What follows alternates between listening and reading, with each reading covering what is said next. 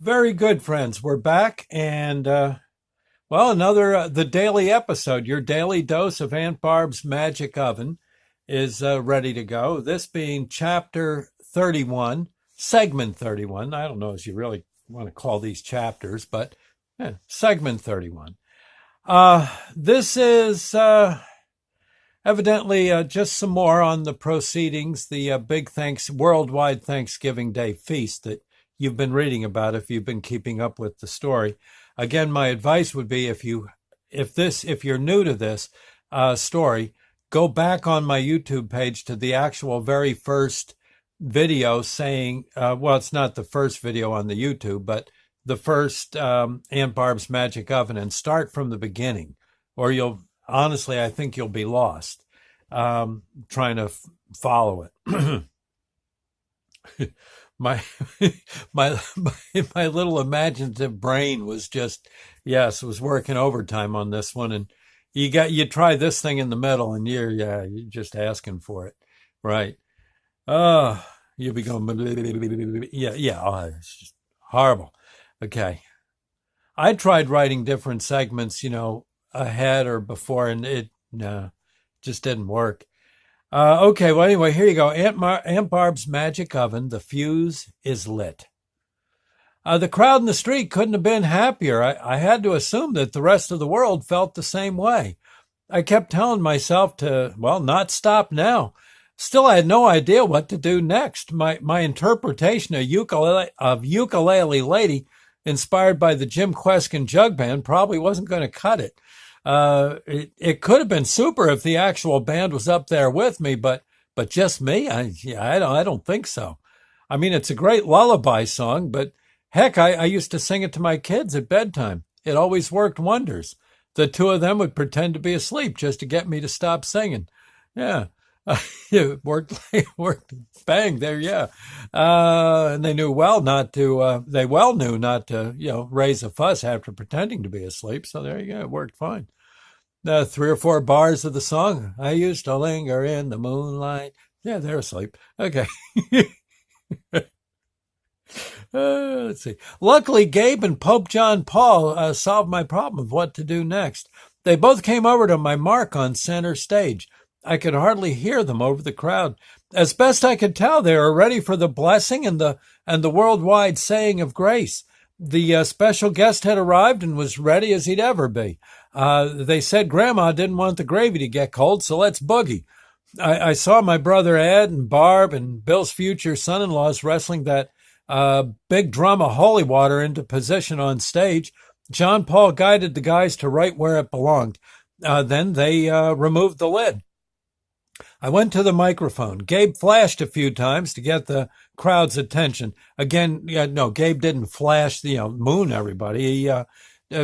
He's an angel, so he flashed the lights the angels have. Yeah, and that got the crowd's attention. Most everyone calmed down.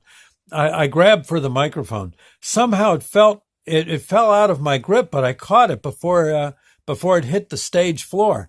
I actually got some applause for that stunt. It was my first applause ever. It felt good. The best plan I could come up with, The best plan I could come up with was to not shout into the microphone like a nut. We were about to do a blessing, and the whole world was in on it.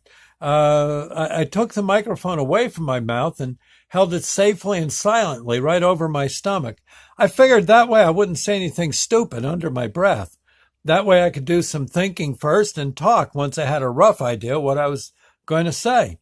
It seemed like a great idea to me. I was kind of proud of myself for discovering this new stage technique. So as the crowd cheered and hollered for more, I just held the mic, looking as if it were a knife in my gut. I must look kind of like Hamlet or something. I even put my free hand on my hip. Yeah, King Lear couldn't have mugged any better. There was just one problem. I couldn't think of what to say next. I had a total blackout for the next words. The crowd, and I'm sure the folks around the world, started getting quiet. You could hear a pin and my ratings drop. I had to say something. There was a pause and the miracle hit like a ton of cream pies. I looked out over the crowd and was amazed to see them telling each other to hush and quiet down. They were all turning their ears to the speakers. Some were starting to laugh. Some were laughing and pointing at me. I guess working with all that food in Aunt Barb's kitchen kind of made me hungry. My stomach was letting me know that it was feeding time. I didn't realize that broadcast microphones were so sensitive. I mean, I knew my stomach was growling something awful, but I would have never guessed that all that grumbling could be so easily heard with the microphone, heard around the world. Thank you, God. I had my cue. I just looked at everyone and rolled with the flow. They were entranced as I put the microphone near my mouth and said, listen now. I feel a good one coming. Here, there, hear it? And with that, I'd slam the microphone right down under my rib cage, and bang, the most wonderful growling and gurgling went out worldwide to homes everywhere. I think they call it peristalsis. Yes, I seized the moment and hollered to the crowd, friends, I'll bet your stomachs are howling even worse than mine, right? The crowd went nuts. One big guy rushed the stage and motioned for me to stick the microphone on his blubbery old belly. Oh, you should have heard the racket in there. The world had to be going nuts. The guy yelled that he was ready to eat like never before. A frenzy hit my crowd, and I'll bet the entire earth swayed back and forth when I hollered that it was time to eat. The cheers echoed through the hills and down the mighty Shenango River Valley. I held my arms up in a big Y. Every man, woman, and child went silent. I spoke as sincerely as I could.